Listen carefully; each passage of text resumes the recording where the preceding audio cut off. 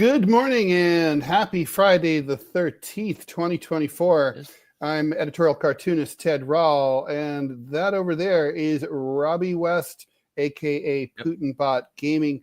Robby is sitting in once again for Manila Chan. Manila Chan is home, still sick, and out today. We did talk to her a little bit yesterday. Seems like she seems to have turned the corner. At least that was the latest thinking yesterday. We were urging her and badgering her to go out and score herself some better antibiotics than the stuff that they gave her. But they told her that she'd start to feel better by yesterday, and I guess their prophecy came true, and she was feeling better. So inshallah, as the Syrian jihadis would say, she will be back here sitting next to me, well, in the Brady Bunch box here on the Ted Manila Information Show on Monday. We'll see what happens. She's much prettier than I am too, so that will do a lot for our viewership, just saying. Well, yeah, I mean, she's prettier than me too, so maybe we should just have her picture on both sides. Or probably would like quadruple overnight everything within seconds. Oh, maybe that's what I should do, just like make a video just like her, just like the dozens of Manilas coming out of a fireball. That'd be hilarious. Maybe we could like AI this so that we could make ourselves like, can you make me look like Luigi Mangione? Challenge is accepted. I will see what I can do. All right, cool. That'll just be like my profile shot, like on everything, on Twitter, everything. All right, so you are, in fact, listening to the Ted and watching the Ted Manila Information Show, TMI for short, where we bring you way too much information. Everything from news, politics, lifestyle, culture, fad trends, drones hovering off the coast of New Jersey sent by the Islamic Republic of Iran, what the kids are up to, what the Iranian mullahs are up to, the taboo, the occult, anything and everything goes, because we think you can never have too much information. And deep down, we're right.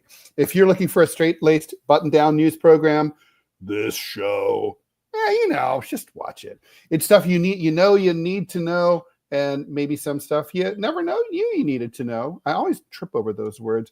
And we will have a few laughs along the way. We are here live every Monday through Friday, 10 a.m. Eastern time. That's, the one that's over on the right side of the map.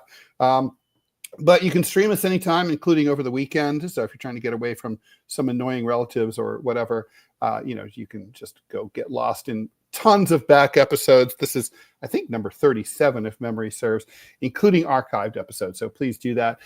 Please like us, share us on the socials, and please follow the show on Rumble and YouTube. If you're on Rumble, there's a paid option. That paid option is only good when we're live. So remember that if you're so inclined to throw some money our way. Look, we love doing this. We've been doing it for free since our old show ended due to the Biden administration and their sanctions. And we will continue to do it for a while. But, look, it's not going to go on forever unless we can, start paying some bills with it. So that's just, is that a threat? It's not really a threat. It's not really a promise. It's just sort of a statement of fact. It is what it is, right? It is what it is. And, it's funny. A lot of people hate that expression, but I kind of find it quite useful. Yeah. Well, I'm a dumb hick in Montana. It is what it is. And what you see is what you get. And exactly. At the end of the day, in this nice, robust, excellent economy that we have, bullshit. We still have to kind of pay the bills, right? So there comes a time where you got to do it. And speaking of paying bills, for those of you who financially cannot contribute to the show, that is perfectly fine. Y'all can still help us. I am going through, and now that we have a library, I am dumping live videos over on YouTube at noon Eastern time.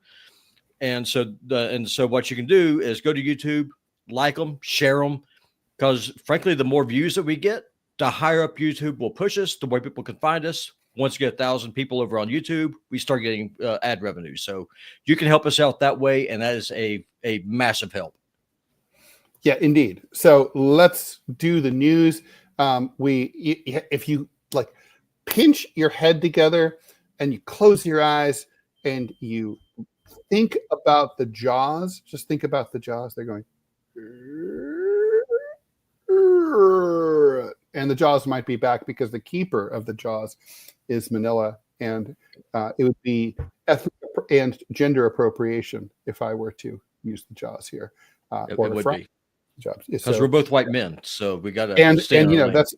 And we're terrified of being accused of gender, sex, or racial or disablest or any kind of appropriation of any sort. I don't even want to appropriate from myself. I'm scared. I'm myself in some way. Let's move on here. All right, let's talk about the news. Weird day. The Pentagon shot down, see what they did there? A congressman's claim that an Iranian mothership is behind the large drones spotted over New Jersey and other states in the region in recent weeks, Pennsylvania and Delaware also, while officials in the state of New Jersey are demanding a stronger federal response. Stronger would be like more than none. Transparency in connection with the mysterious unexplained UAVs. Since mid-November, large drones of uncertain origin, by the way, when I say large, these are said to be the size of an SUV in some cases, which is kind of terrifying just thinking about these heavy bastards floating above us, have been repeatedly spotted in the sky at night over central and North Jersey, including near a military installation. I assume they're talking about Fort Dix there. State and local officials convened at a closed-door meeting yesterday morning at a New Jersey State Police HQ with representatives from the Department of Homeland Security to talk about what's going on. It's still unclear who's behind it, according to a DHS handout released by the mayor of Montvale, New Jersey. At this time, according to the FBI, there are no known specific or credible threats related to these sightings, the handout says. There have been reports ranging from 4 to 180 sightings a night. That, according to an assemblywoman in New Jersey, Dawn Fantasia, best last name ever, who attended the meeting. The drones operate in a coordinated manner and have not been identified as hobbyist drones or anything related to the Department of Homeland Security. Military is not saying anything about it. Several officials said following the meeting that they were not satisfied by what DHS had to say. Gasali said, "It has only heightened my apprehensions regarding the federal government's approach to this critical issue." I'm a little bit apprehensive about someone who uses phrases like heightened my apprehensions. The 19th century called and wants their phraseology back. The message conveyed was that there was no credible threat, yet they're flying over critical infrastructure and their point of origin and destination remain unidentified, he says. They'll eventually find out, but for now, we don't know anything else. Of course, obviously, shades of the old Chinese spy balloons. Here's the thing. Okay, this is a funny story, right? But there's two really serious aspects to it. First of all, there's a logical problem. It doesn't make sense to say we don't know what it is, but it's not dangerous. Those two statements don't go together at all, right? Because you don't know what it is. So it could be dangerous, might not be, don't know. And then the other thing is, Robby, don't we spend something like close to $1 trillion a year on defense spending? And we don't have anything that can, fly up in the air or radar this shit or satellite it or take a look and figure out what it is. So literally, just like on 9/11, when there were planes flying around for over an hour and a half with nothing to stop them over the contiguous lower 48 states, and the entire defense of the United States came down to 12 Air National Guardsmen who were on standby on the ground, hanging out by the coffee maker and the very bad donuts that they have there. And they had to there's some planes are missing. They had to scramble their jets and respond to it. I mean, this is more like the military defense that you would expect coming out of a country that doesn't have a military, like Greenland, or something.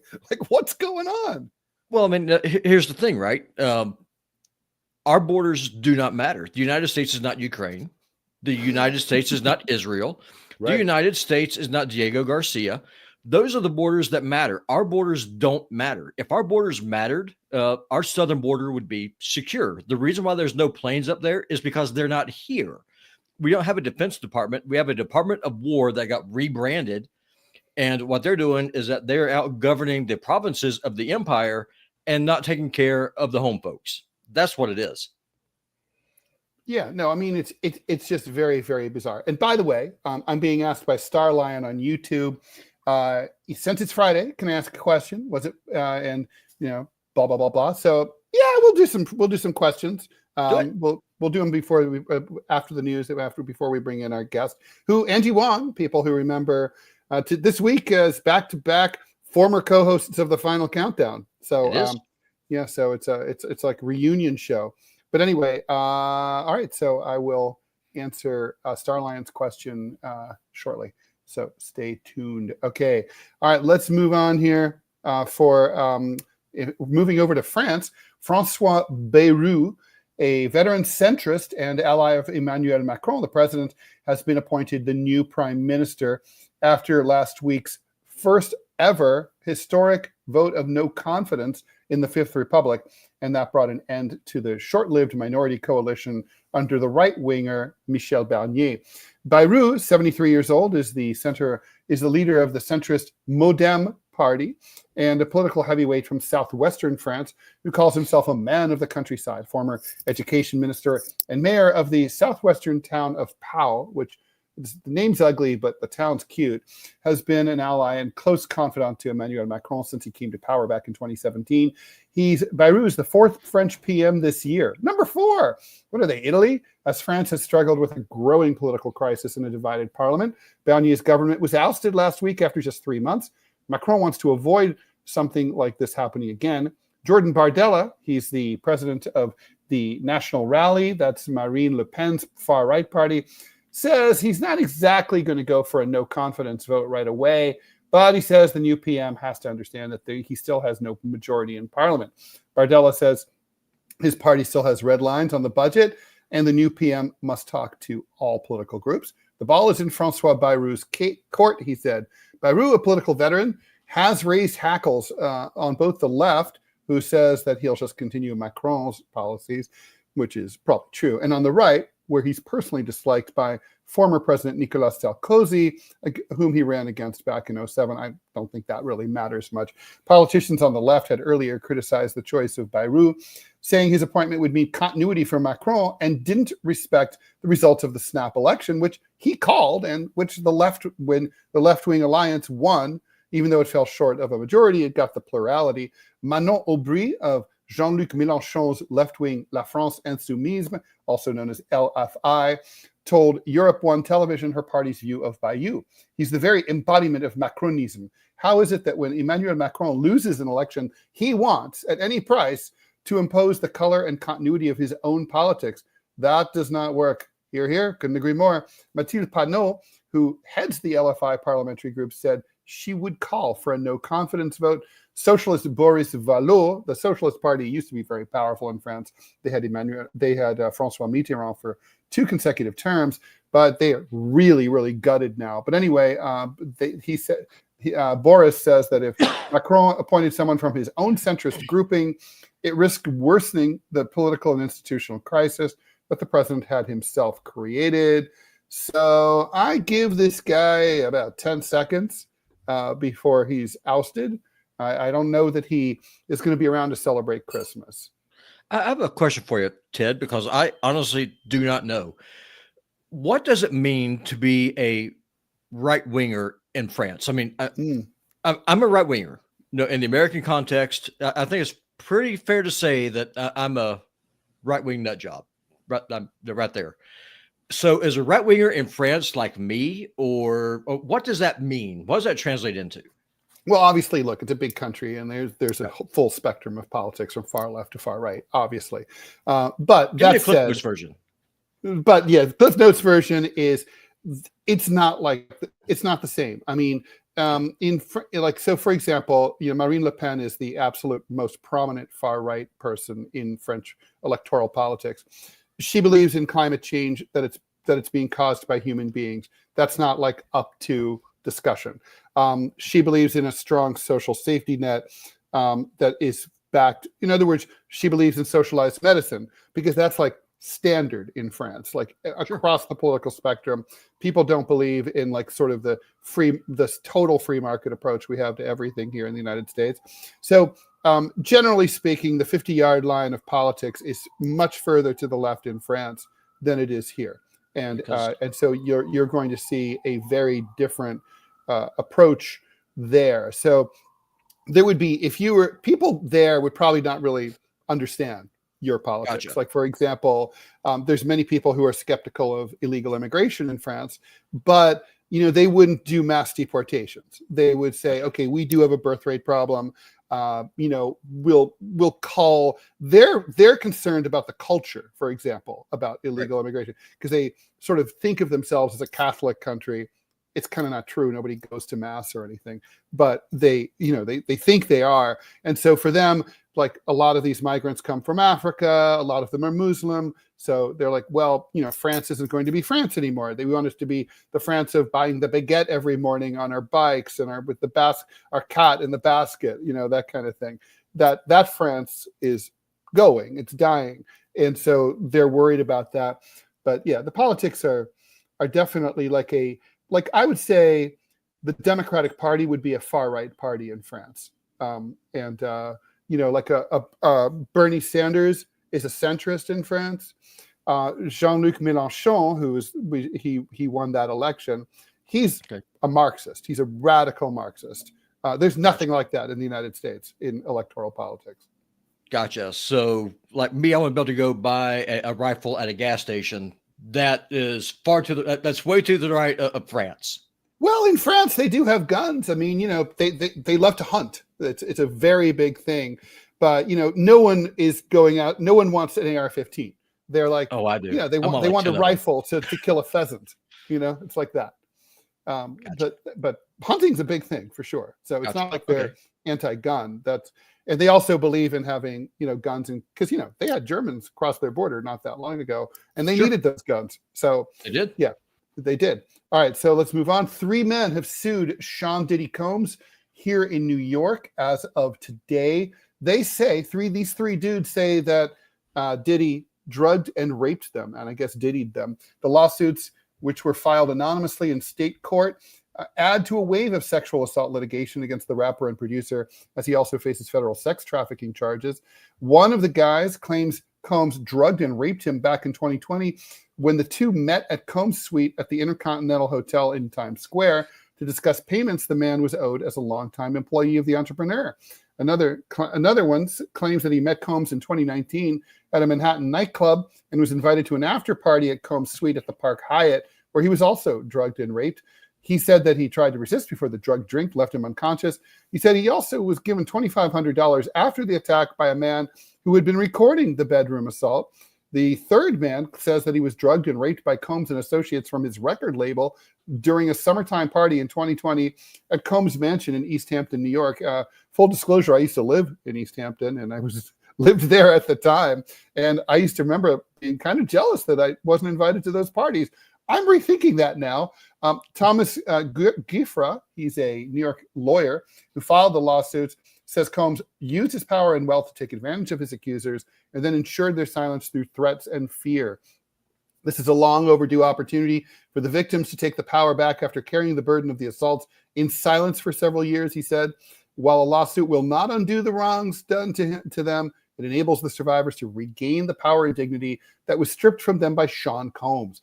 Attorneys for Combs, the 55-year-old founder of Bad Boy Records, who is currently hanging out at the Metropolitan Detention Center, says the claims are baseless. These complaints are full of lies, the lawyers wrote in a statement, declining to elaborate. We will prove them false and seek sanctions against every unethical lawyer who filed fictional claims against him.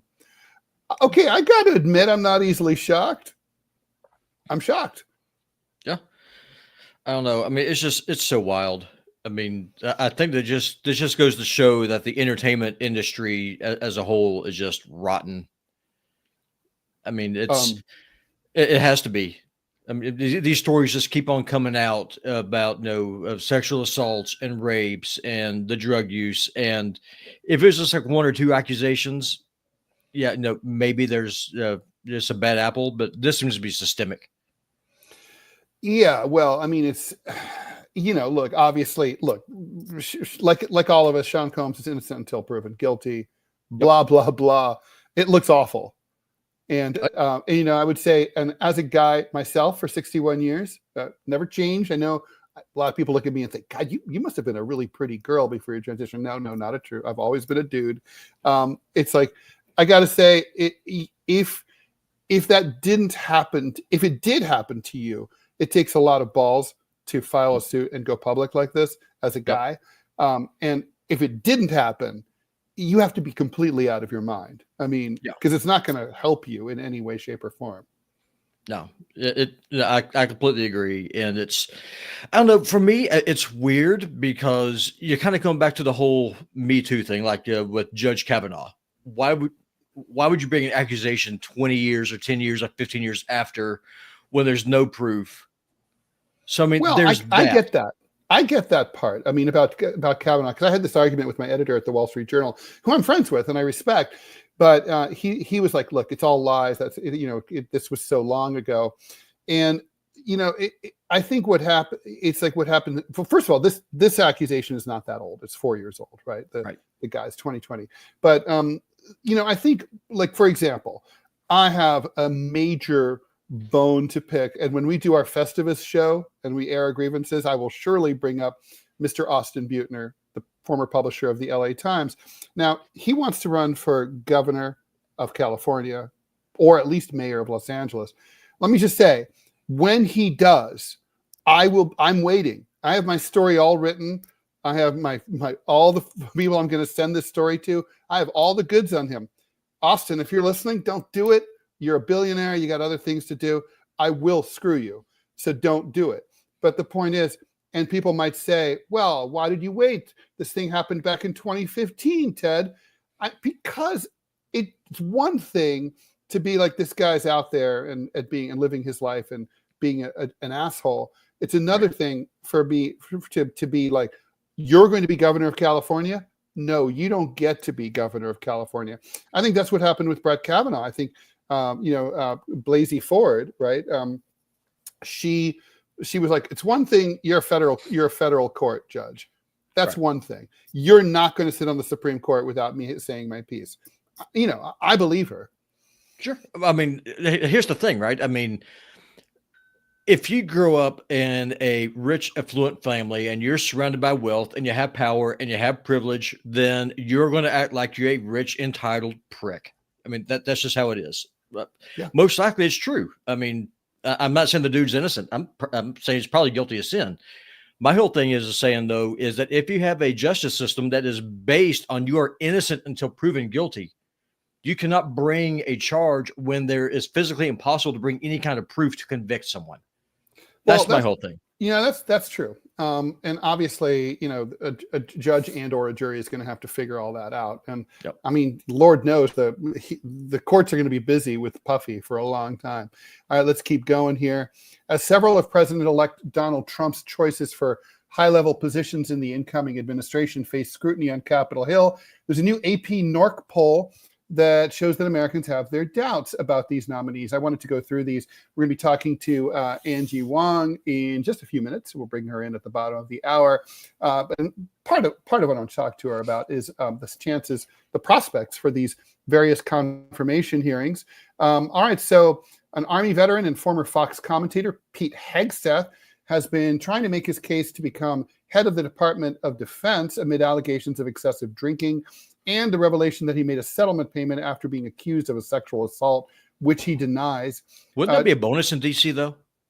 I mean, honestly. Well, I have to admit, I always agreed with what my mom said. If you didn't do something, never admit to it tacitly or not. It's better to go to prison for the rest of your life than to plead guilty to something you didn't do. But I understand the pressure that's against you. But anyway, Hegseth does appear to have won over some senators who had been critical, but a lot of people don't really know who he is. 4 out of 10 people say they don't know anything enough to have an opinion about him. 2 out of 10 approve of Hegseth joining the cabinet. 36% disapprove, and 1 in 10 say they don't know enough to have an opinion. Tulsi Gabbard, who represented Hawaii in the House of Representatives for 4 terms as a Democrat, of course, was a Democratic presidential candidate in 2020, and she was a big surrogate in the Trump campaign for 2024. Gabbard is currently facing questions about her alleged love for Syria's President Bashar al-Assad, which I think is, what's the word, crap, that they're using this allegation. But anyway, for me, that's a bonus. I mean, you know the quality of someone by their enemies. If someone like Lindsey Graham hates you, I'm fully behind you. Fair enough. And 2 out of 10 Americans do approve of Gabbard. About 3 out of 10 disapprove. 4 out of 10 just don't really know. So basically, people don't really know who she is. RFK Jr. is, of course, he's up for HHS, Health and Human Services. By the way, Tulsi Gabbard is up for DNI, Director of National Intelligence. Anyway, RFK was an environmental attorney. He also was a political writer, wrote a very famous piece exposing some malfeasance done by the Bush campaign in the 2004 election in Ohio. He sued a bunch of big corporations. He's kind of known as an anti-vaxxer, although frankly, when you scratch the surface of that, that's not really fair. Trump says that he will give Kennedy free reign over health policy, from drug, vaccine, and food safety to medical research and the social safety net programs, Medicare and Medicaid. Only 14% say they don't have any opinion about him, so that's certainly not a problem in terms of name recognition. 4 out of 10 disapprove, 3 out of 10 approve, 14% are neutral. So it's kind of 50-50 there-ish. In his 3rd Senate term from Florida, Marco Rubio has gone from opposing Trump as Little Marco in 2016 to one of his staunchest congressional allies. Rubio is seen as having Trump's ear on foreign policy, particularly in Latin America. Americans are divided here. 3 out of 10 voters say that they're all for Rubio. 3 out of 10 others say they're against him. 2 out of 10 say they don't know. 15% say they neither approve nor disapprove. I guess that means they know him. They know all about him, but they don't have a strong opinion, I guess is how I would interpret that. Yeah, I'm a never Marco kind of guy. Distinction without a difference. Yeah, I'm a never Marco kind of guy. No, screw that guy. I don't like Marco Rubio either. I mean, I just think I'm always on the opposite side of these things. I'm like, wait, to me, the most controversial picks are the ones I like the most and are not controversial to me at all. Yeah. And the ones that are like the mainstream ones, like, oh yeah, Marco Rubio, Ron DeSantis maybe to replace Pete Hegseth at DOD, those are fine. I'm like, no, those are the ones that I don't like. No, if you're trying to drain the swamp, you don't keep digging holes and putting more water in. Indeed, you don't. And let's see if we have time for this other one. This one is a really interesting story. I think I'm going to keep this one. It's about rivers. I don't want to get behind. I do want to answer. Instead, I'm going to take the time to answer that question that we were asked earlier. So here's the question.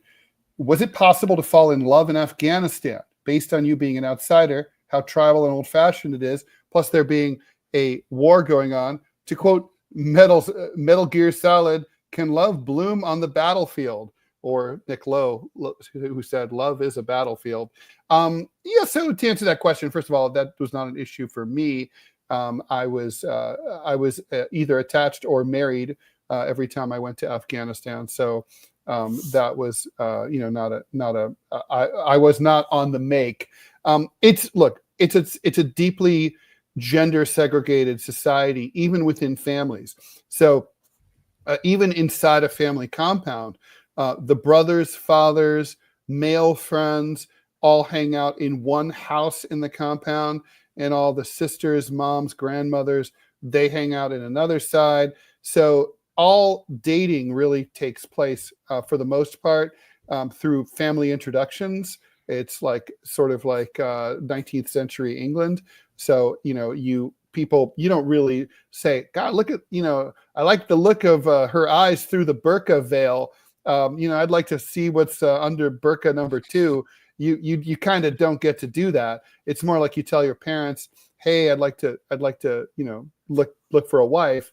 And it's like, well, we know somebody who knows somebody, and they have a nice daughter, and let me do that. So, in short, you could potentially maybe find a woman who is not fully veiled and flirt and maybe fall in love, but it would be very, very, very difficult. I think in reality, especially also for a foreigner, I think you would be the barriers that you would have to cross are nearly insurmountable in terms of culture and religious prohibitions. Basically, any woman who is hanging out with any unmarried woman hanging out with an unmarried man is going to be accused of adultery and possibly subject to being stoned to death. So that's a little harder than navigating Christian mingle. Yeah. Oh, you're frozen, Ted. Okay, I'm gonna fix that. I'm gonna hit the change my network, and hopefully that will fix it. God, that's so annoying.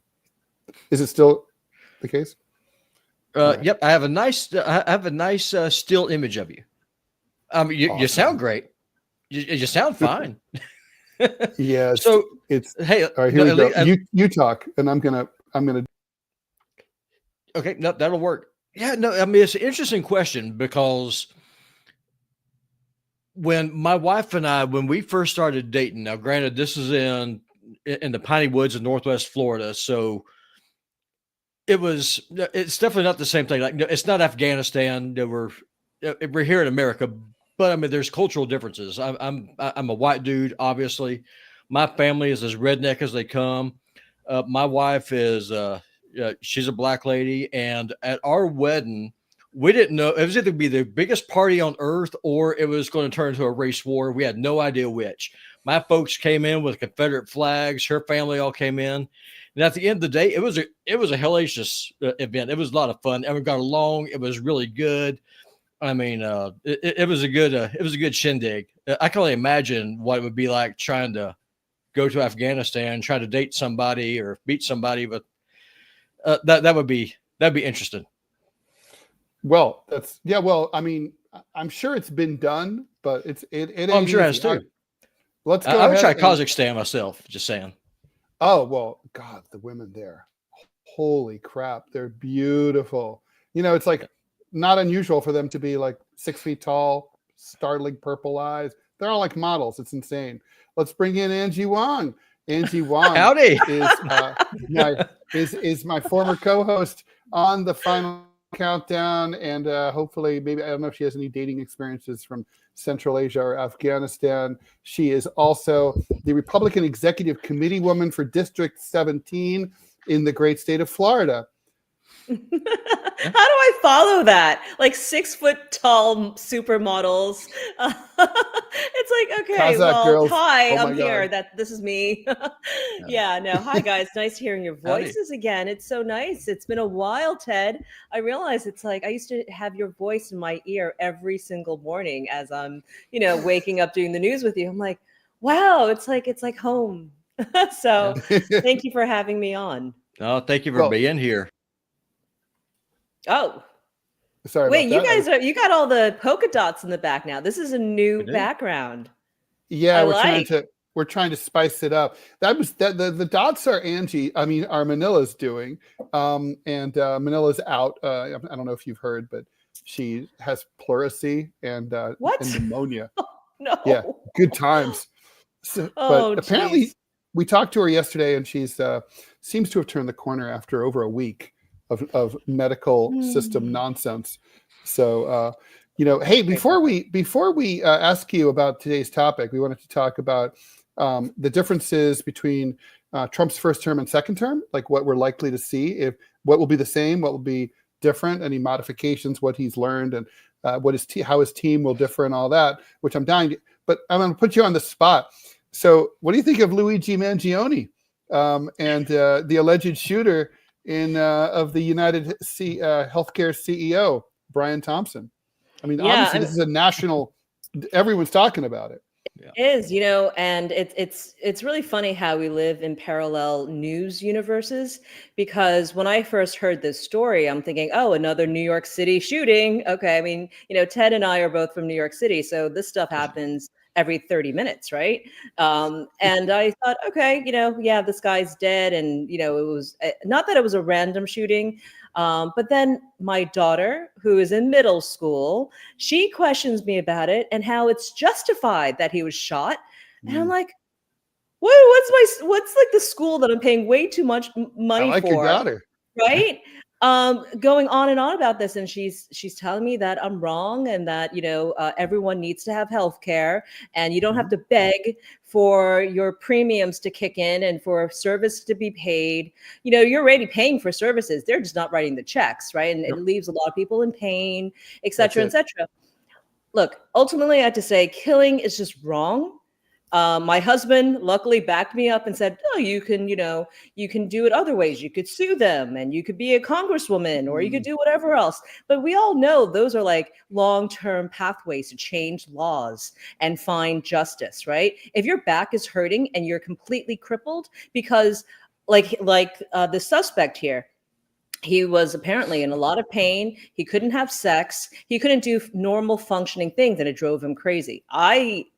Getting older now, I completely understand what that means, right? Like, I'm like, yeah, there are days where I'm like, ooh, maybe I can't, you know, lift the 250 pounds I used to lift. Never happened. But, you know, like, it just like, I get what's going on. So, you know, if this is a catalyst for change, man, this is weird. But it's only weird because it's happening in the USA. It's happening in Manhattan. If this happened outside of our country, this happens all the time.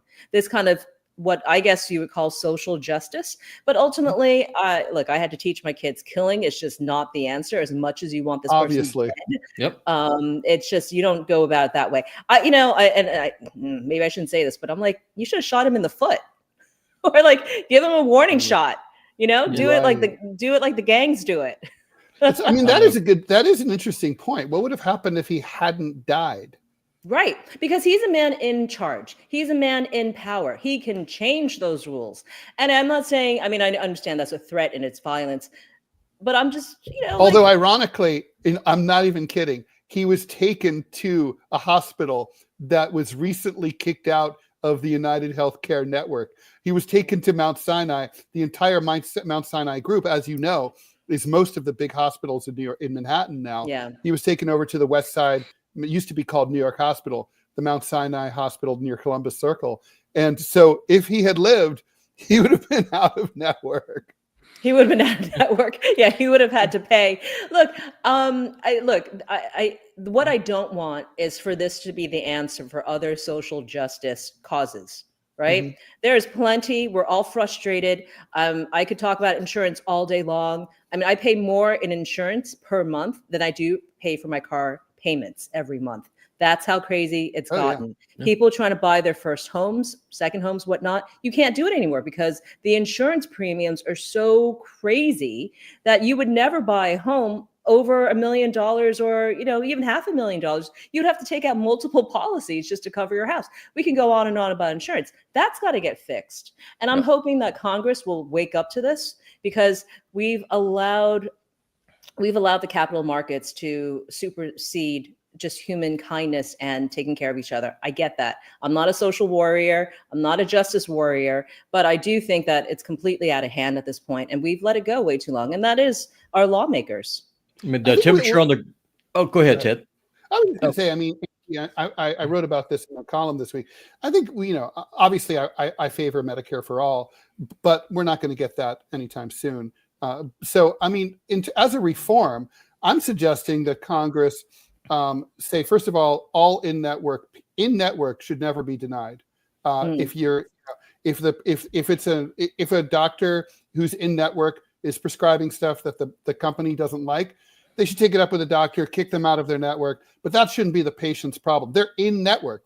Also, they should be required to keep those lists that they have online of all the doctors that are supposedly in-network. They should keep those up to date. They don't. They're years out of date. When you call around, sometimes the doctors have died of old age or they're retired, or they never took this health insurance, right? I mean, I'd say it's truth in advertising. If you tell me that Dr. Bob Smith is in network and I go see Dr. Bob Smith, you should pay me. You know, I mean, I don't mean like he dropped out last week, but like, you know what I mean? Like if you say this, then I should be able to count on that. That should be reliable. That should be your duty to keep that list up to date. It's to their advantage to keep it not up to date. I think Congress needs to make to regulate this industry. You know, I don't think you need to regulate them out of profitability, but within, you know, come on, guys, you know, you're out of control. Yeah, and this is all ultimately about a profit margin, right? I mean, they've been pushing everyone to telehealth. Yeah, I'm not really sure. I mean, if I stick out my tongue and like, you know, like show you my bruises, like you're going to be able to diagnose that from a computer screen over Zoom. No, thank you. Right. I think there are just some industries you can't really go with that. I even see telehealth for pets now, which I think is hysterical, because if you try putting like a pet up there into the screen, like, hey, I don't know what this bump is. Like, if it's an option, honestly, like for example, I get bronchitis all the time. I would love it if I could just go on telehealth and just I don't have to drag my sick butt out to the doctor's office. And I can just say, hey, I just need can you just prescribe a Z-Pak? Great, done. So if it's my choice, that's fine. But if it's the insurance company saying, no, you don't get to see a doctor for your broken wrist, you have to do it from home, that's different. That's wrong. Well, let me ask you, both of you, what do you think of, RFK Jr. coming in, completely revamping HHS? I mean, all of the stuff that we're talking about could be outdated in a month and a week. I'm super excited about RFK. Look, I've been saying this to my liberal Democratic friends who are very upset with me because they're convinced that he's an insane anti-vax conspirator. And I mean, but he's not. He and his kids are vaccinated. All he said is that that no vaccine is completely safe. That's true. That's science. I mean, more than that, he's been funding a lot of anti-vax stuff, like millions of dollars from his PAC, going into a lot of things that I would deem personally misinformation about vaccines. And I'm not for vaccines, by the way. So, you know, I don't have a dog in this fight either way. I'm not part of the vaccine wars, as you know, from doing the show with me. And I also think it should be everybody's choice whether they want to get vaccinated or not. I don't think, you know, I believe in bodily autonomy. I don't think, you know, like to send your kids to school, if you don't want to get them vaccinated, you shouldn't have to. You know, and I know that's not a popular opinion, but, you know, they should convince you to do that. Robby, you had a question. Yeah, well, I was just going to say, like, you know, here in my neck of the woods, how people say, well, you know, if you have a problem with your health insurance company, you sue them. Here where I live, I mean, the annual income is $30,000 a year. Yeah, you're not going to get a lawyer to go against Blue Cross Blue Shield and their army of lawyers. It's not going to happen. You will. One thing, you're going to find a doctor out here, a lawyer out here is going to do it. Second, even if you did, financially, you will get destroyed just by the legal fees. I mean, if the doctor bill is worth 5 years of your total income, it's not going to happen. Right. And here in Montana, I mean, about Luigi, I mean, I'm out in the middle of nowhere. They're saying this dude did a public service homicide, and they're like flying. They're all for it. Like they're putting Luigi flags on the dashboard of their trucks. I mean, I've seen signs that said it was that you can't charge Luigi because it was a victimless crime. Huh? There's wanted posters for other healthcare CEOs all over Manhattan now. You know, like sort of like the Israeli hostage posters. They're like that format, but like with the pictures of the CEOs of various healthcare companies. So really what my concern is that eventually you're going to piss off the working class so much where you will start seeing this, and you're going to start seeing more fraying of society. You're going to start seeing more violence. And I'm just really hoping that Congress will actually listen, especially Trump. I mean, he got elected by the working class people.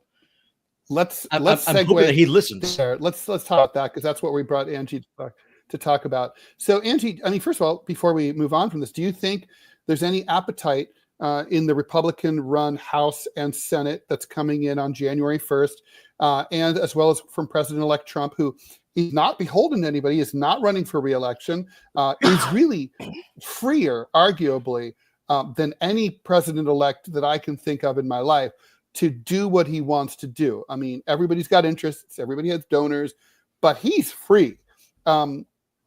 Is there any appetite to reform, to finally do something to repeal and replace Obamacare, or tweak the system? Or, I mean, I thought it was very interesting that Trump hasn't had anything to say about the killing of Brian Thompson by allegedly by Luigi Mangione. He has had no comment.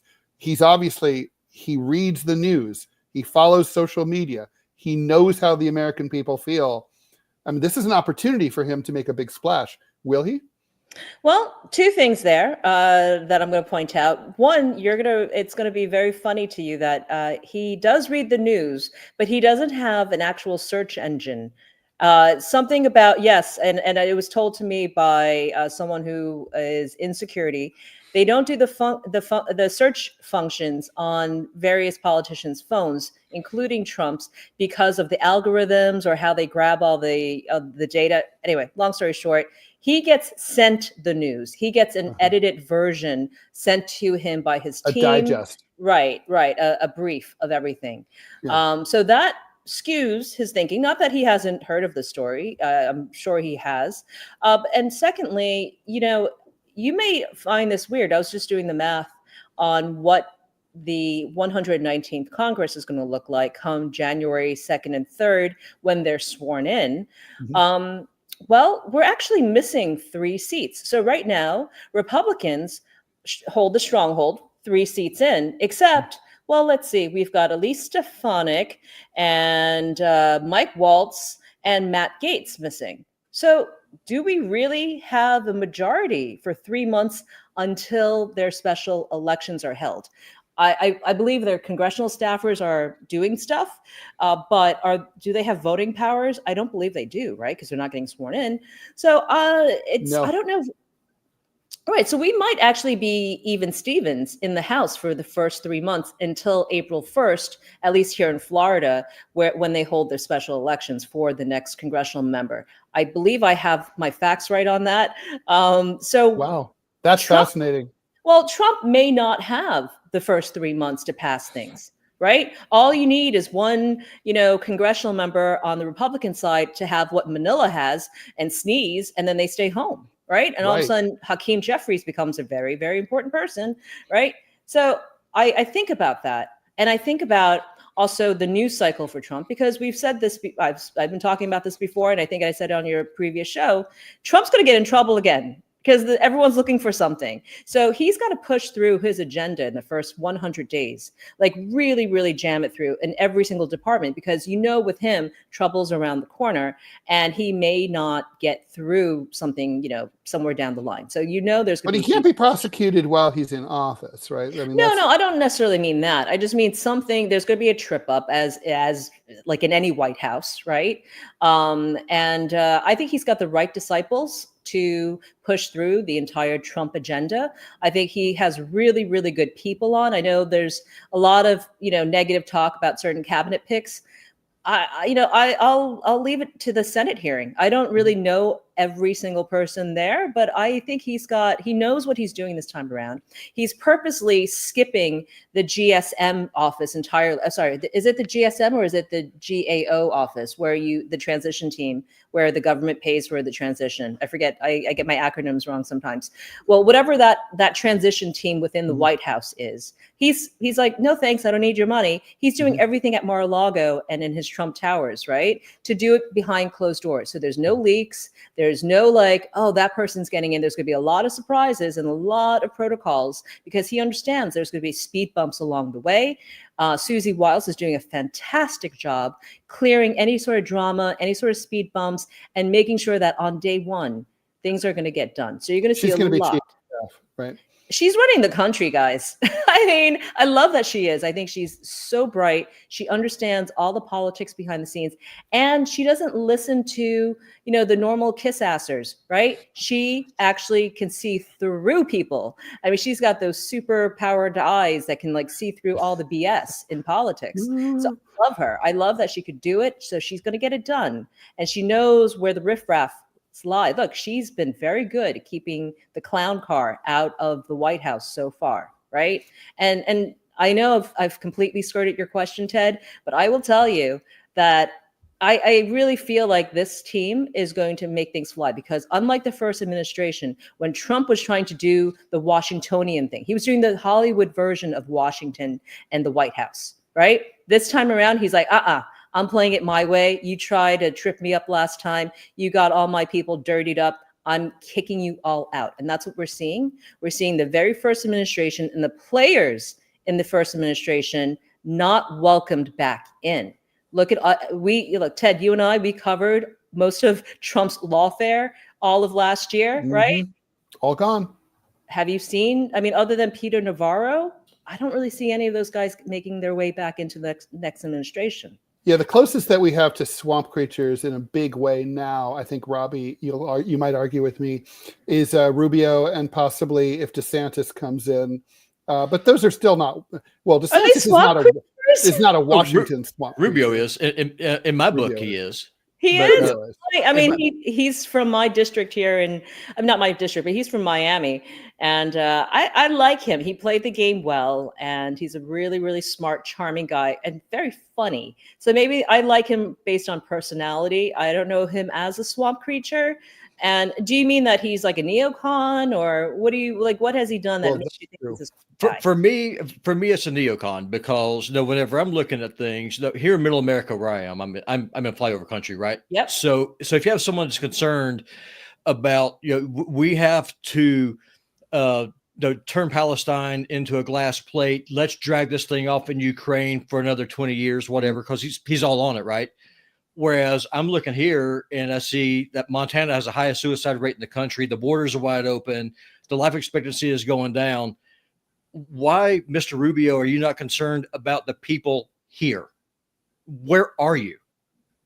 Well, okay. And maybe that's not his job, right? As Secretary of State. I think there's a lot.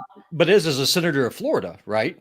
Sure, absolutely. And again, he's kept very quiet because I think he knew that he was going to get a position in, back then, a possible Trump White House. So he was playing it safe. I don't have a good answer for that because I didn't follow his career as closely as others. But I think his whole thing is, trying to make world peace, and he's got to make it right with Russia and Ukraine and Israel and, the whole Gaza Strip. That's his hotspot, as well as everything happening in China and Japan, and he's got a big world to take care of. I don't know. I think he's got he's forming a really good team. That's what it feels like anyway. A lot of young blood. Again, the number one requirement to be part of the next Trump administration is that you cannot be a lobbyist, right? You can't be a Washington insider. That's why this guy Pete Hegseth, that most people don't even know about, he's covered politics, he's covered Washington, but he's never been an insider. He doesn't want to graduate to be the next CEO of Boeing, right? He comes in from a very, very different perspective. And I think that's what, is the motivating factor to hire these guys. So we have a viewer question from Adrian. Do you think that Tulsi and RFK Jr. will get confirmed? Like, will the Republicans confirm them? Will the Senate hire them? I think Tulsi, because she has the chops for it. And I just, just because she worshiped some leader back in the day. I worshiped Debbie Gibson and New Kids on the Block. Am I going to get faulted for that in the Senate hearing? I don't know. Are they Democrats? Maybe they are. I have no idea. Right. So, yeah, you do stupid stuff like get a tramp stamp on your back of like corn. I don't have one anymore, by the way. As long as she doesn't have an Assad tramp stamp. We get fooled when you're young. Look, I was a foolish young, I don't think I was ever a real Democrat, but when you're brought up in New York City, that's like, that's where you go. Was that a strategy? I mean, is there strategy like this was a youthful indiscretion, or? Maybe. I don't know what her strategy is going to be. I think she can hold her own. She was able to debate Kamala Harris back in the day. She's been on stage. She knows how to answer these questions clearly because the media is already feeding her. She's very smart. Yeah, she's going to be able to dance all over this. She's staying very quiet and out of sight until that happens. I think RFK Jr. is going to have a harder time, actually. That worries me because he's absolutely my favorite appointee. I mean, even if Donald Trump messes up 6 ways till Sunday, if Trump keeps his promise to let RFK bring in EU style food safety protocols for getting rid of preservatives in our food, it's going to save tens of millions of American lives. It's going to be it's a massive game changer. It's going to improve our quality of life as a people immeasurably.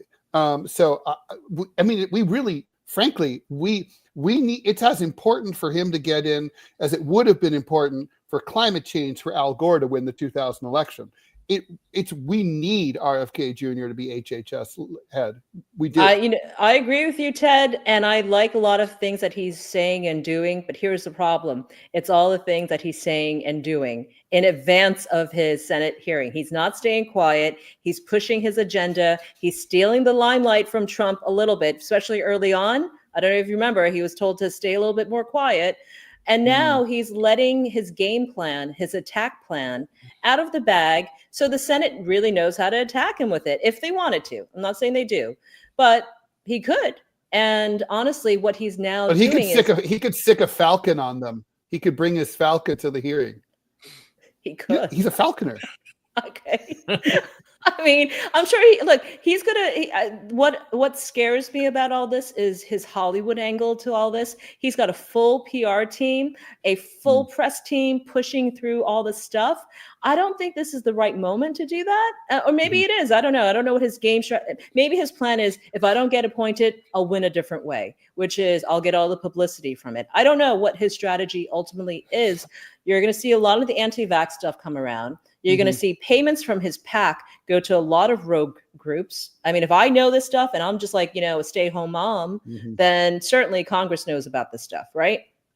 And you're going to see a lot of the weird stuff that's been happening. His wife is hawking candles and fragrances, like with the Maha logo.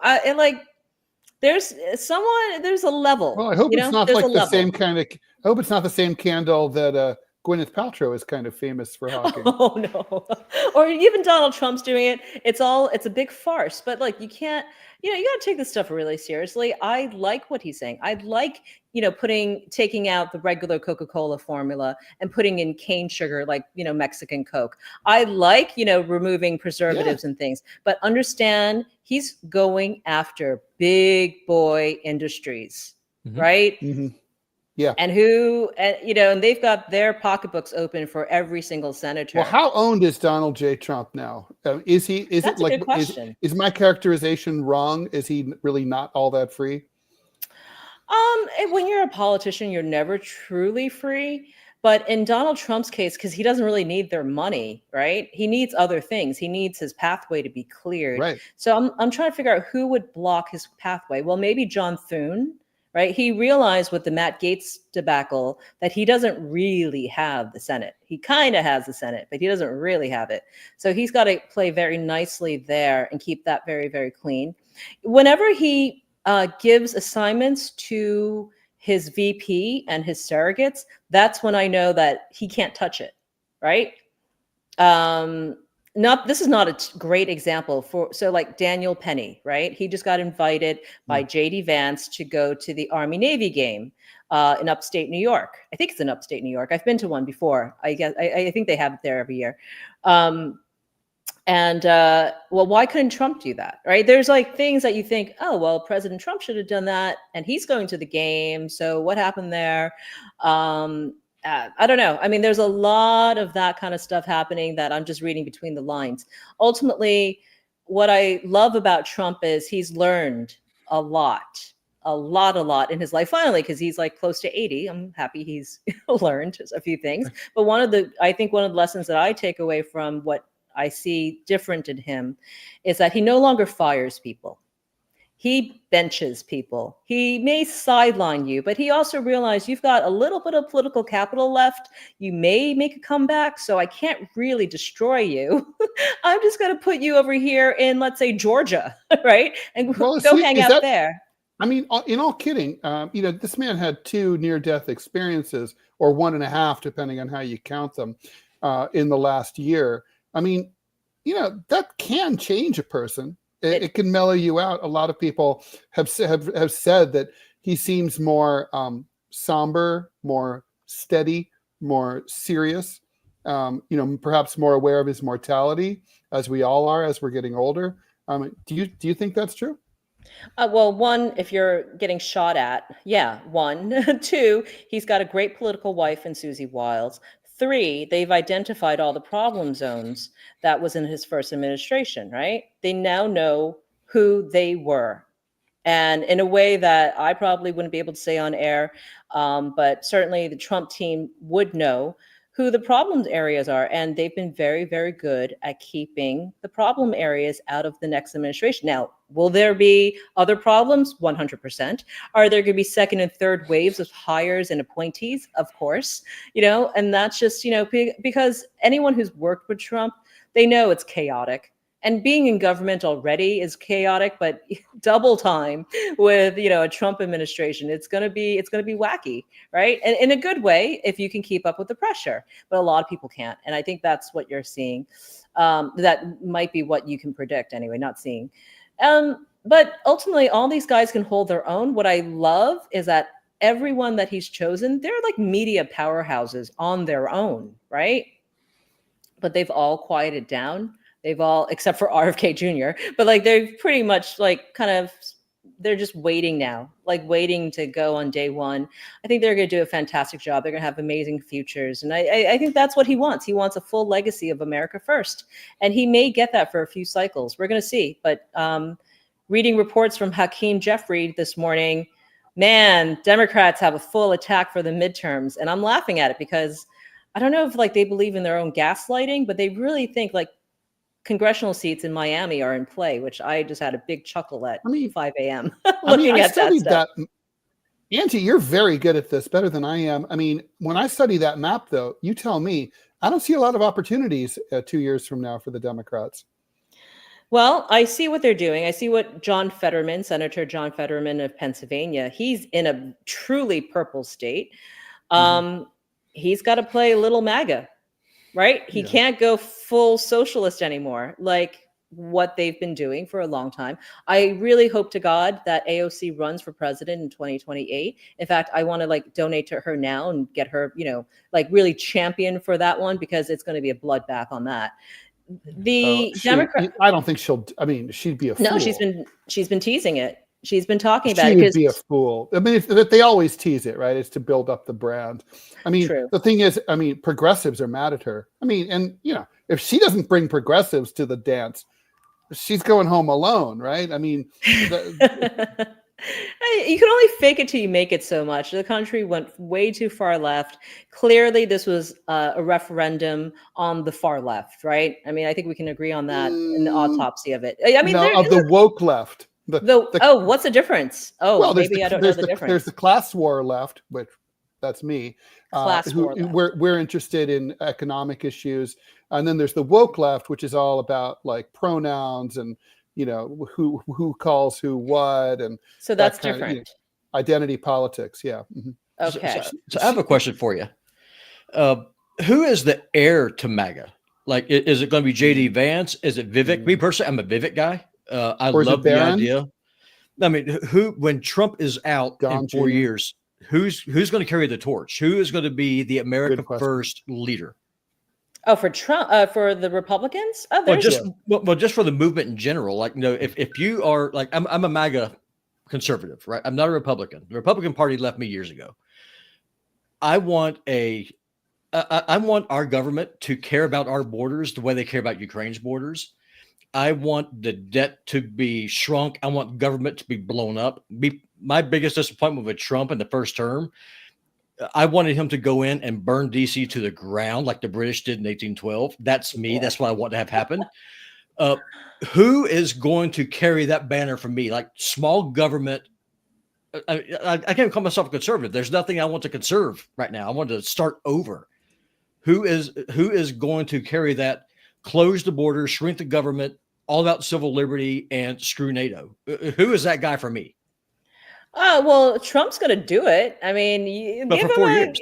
he's already doing it. He's not even in office yet. He's already doing it, right? You have all the world leaders scared of him. You have the founders of Google dining with him at Mar-a-Lago. You have Mark Zuckerberg, on his knees. Like Jeff Bezos is meeting with him. I mean, it's all happening because, well, the fractures are there. They know a new change is coming. And this one's going to be drastic. Give him 100 days. He's going to get a lot done. Now, after him is what I'm interested in. Is it going to be Vivek? That's who I hope. I want Vivek. You have. I don't think Vivek has the riz for that. Maybe he does, maybe he doesn't. But you're going to see how these guys now elevate and graduate into their roles, right? Trump has given them all a chance to be the next MAGA leaders. Yep. And it's really up to them now. It's like the Hunger Games. Like they have to fight to see who's going to rise above it all and do it with class and do it with a kind of a populist mindset, right? Some of them are way too extreme, even for me. Like I think I'm a MAGA Republican as well, but there are like some really, really, really like over the top ones that I'm like, Trump really may be a singular figure, right? I mean, there's not many, a populist, working man's billionaire is not something that you get very often in America. The last time we saw one, he wasn't even a billionaire, was FDR, who was able to connect to the common man and woman. We haven't seen that. How do you replace maybe not replace, how do you build on someone like Trump? That remarkable, it's a remarkable personality and a remarkable package. It is. And there's only one Trump. And there's a lot of self-made billionaires these days, right? And a lot of them come from very humble beginnings. Not to say Trump he's from Queens. He was born and raised in Jamaica Estates. So, I like a very nice neighborhood. Yeah. A very nice neighborhood. Yes. And his father was very wealthy. But ultimately, he can sit at any lunch table. He can work, he can be a construction worker, a McDonald's worker, a garbage man. He could do all of that and be authentic. I mean, I think so. That's what I like about him. Yeah. The Republican Party, as well as MAGA Republicans, we're all going to evolve as well. It never stays static. I've never seen politics stay static for a long time. We might be fine for the midterms, but come 2028, it's going to be another trend because we've gotten so good at marketing to people, and I guess gaslighting is another word, to voters, that we can shape and twist and turn. And now that we've figured out the formula, which is what Elon Musk says, we are the media. Right? We shape the minds. We shape the appetite. We shape the environment that we're voting in. And when you can control that, and look at all the players involved here, Vivek, everyone's in tech. Yep. Then you see how much power is in that. So I'm not trying to skirt your answer. What's going to happen with JD Vance? JD Vance, again, he has to prove himself. Right now, he is, will Donald Trump, we saw what happened with the Democrats in this previous cycle, Angie, right? Where Kamala Harris, either rightly or wrongly, was sidelined by the Biden White House for 3 years. And basically, we never heard hide nor hair of her until Joe dropped out and she became the man. Right. And the point is, and that was the number one problem for her. Nobody knew who she was or what she'd done because she hadn't done anything and nobody knew her. And so, and she wasn't really willing to open up like instantaneously, like Gerald Ford becoming president after Nixon, he was a very open guy. And like, she didn't have that personality. Do you think Trump will allow, he didn't really give a lot of space to Mike Pence in his first term, but on the other hand, he didn't view Mike Pence as like simpatico, right? Mike Pence was useful because he balanced out the ticket, but it wasn't like he viewed him as like a common, sharing the same ideology. Do you think Trump will be willing to groom JD Vance, let him have a portfolio, let him have a brief? And we'll let you go after this question. Do you think he'll be able to, to let Vance shine and set him up for 28? I have a feeling, and this is just my opinion, that Vance was not his first pick. I think that, like anything in Trump world, he decides 30 seconds before it happens. Ultimately, with your VP, you got to be BFFs with them. You're going to be spending 24/7 with this person, right? And I think JD Vance was chosen because of his sunshine personality. He's very warm and he's smart, but as far as experience goes, he's a first term senator. He doesn't have that type of experience in government. So I think he's got to prove himself to Trump that he's been given the golden key. He could graduate as like the next heir, but he doesn't have the experience, and Trump needs to see that he can rise to the occasion, which I think JD Vance can. I think he's incredibly smart and calculated, that he could do it, but he's got to be proven, and not just to Trump ultimately, but to people like me, right? I'm keeping an open mind. I like him a lot, but I don't know anything about him. And that's the reality of things. And neither does the American public. And again, every single day, even this morning, the political winds have shifted. And will it be going this way or that way? So it's too soon to tell. But I mean, JD Vance has a secured future, 100%. It's whether or not he rises to the occasion to be the next MAGA king. Right. Right now, he's not quite even a duke, but we'll see how that goes. Angie, thanks so much for joining us. Angie Wong is former co-host with me on the Final Countdown, and she's a Republican Executive Committee woman in District 17 in Florida, and a long-standing observer and sometimes insider in Republican politics. So, Angie, thank you so much for joining us. Super smart lady. Bye, guys. See you soon. Bye. All right. Bye. All right. So let's go ahead and wrap it up here. Thanks, everyone, for tuning in. Thank you to Robby West, a.k.a. Putinbot Gaming, for your support and for moderating the chat. Go check out Putinbot Gaming, the channel, as soon as you can. Please subscribe over on YouTube. Just follow us. It's free. On Rumble, you can subscribe. It's also free. Or you can become a paid supporter for $5 a month. Or you can just make a one-time payment, or I shouldn't say payment, donation would be the right word. If you like what you see and you find any value in what we're doing, we really appreciate it if you can help us support our work. Also, bear in mind the same message to other people that you see YouTube, Rumble, and other places that you support their work. Odds are you're probably not subscribing to as many magazines and newspapers as you used to, so that frees up a little cash even in these difficult times to do that. We're fully independent. We rely on you to do this. Please subscribe, support independent news and content. Goodbye, Robby. Have a great weekend. Manila, if you're listening, or even if you're not listening, get better and rest over the weekend. And hopefully we'll see you back on Monday. But if not, well, Robby, you might be called back into service. I'm here.